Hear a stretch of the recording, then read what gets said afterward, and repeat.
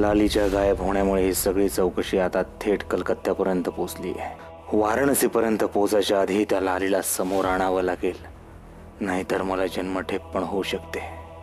त्या लालीला मला अडकवायचंच होतं तर थेट जामकरकडे जाऊन तिने सगळं खरं सांगितलं असं तरी झालं असतं। आर्याचं प्रकरण जरी समजलं असतं तरी त्या जामकरने मला चांगला धडा शिकवला असता की। मग हे न करता ती असं पडद्यामागून का वार करत बसलीये? हे सर्व करून तिला काय काय मिळवायचं असेल?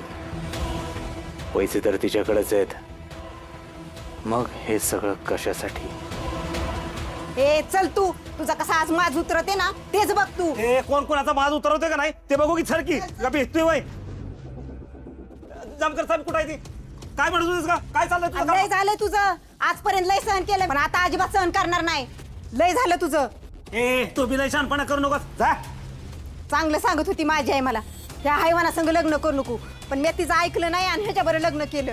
अगं ऐकायचं होतंस की मग तुझ्या आईचं? हा मी का तुझ्या मागे लागलो तोय माझ्याशी लग्न कर माझ्याशी लग्न कर? अहो साहेब तुम्हाला सांगतो नाही तो 2 गाड्यात बांधून घेतलाय मी। अहो तो अंड्याकडे काय बघताय? जामकर साहेब कुठं आहे ती? अरे हात काय पडतोयस? पोलीस स्टेशन आहे, तुझं घर नाही काय? आणि नळावर भांडल्यासारखं काय भांडताय रे? कंप्लेंट द्यायला आलाय ना, मग कंप्लेंट द्यायची, एकेकानं बोलायचं। बसा चला बोला। अहो साहेब ही सारखी कटकट करत असते माझ्या माग। अहो हिच्या मनासारखं वागून हिच्या मड्यावर जरी समज घातलं का नाही तरी हिचं मन काही भरत नाही। घरात आलं की कटकट चालू झाली, हे नाही ते नाही, असंच पाहिजे तसंच पाहिजे। आता तुम्ही मला सांगा साहेब, घरा शेजारचं कोण फिरायला गेलं पाहिजे का नाही? जर एखादं निघालं फिरायला की हिच्या पोटात लागलंच दुखायला, मला बी फिरायला घेऊन जावा।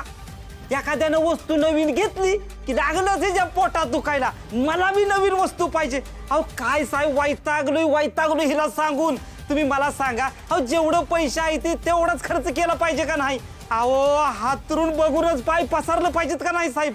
अहो हिला सांगून सांगून वैतागलोय पार। खोटं बोलायचं नाही सांगून ठेवते, एक गोष्ट मनासारखी करत नाही माझ्या साहेब ह्या। अहो साहेब मी म्हणून ह्याच्यापाशी राहिले, एवढं चांगलं राहून सुद्धा साहेब हा फसवतोय माणूस मला। फसवते म्हणजे?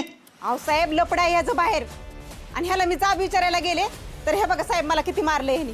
हे बघा साहेब। ए कसलं वळ दाखवतेस?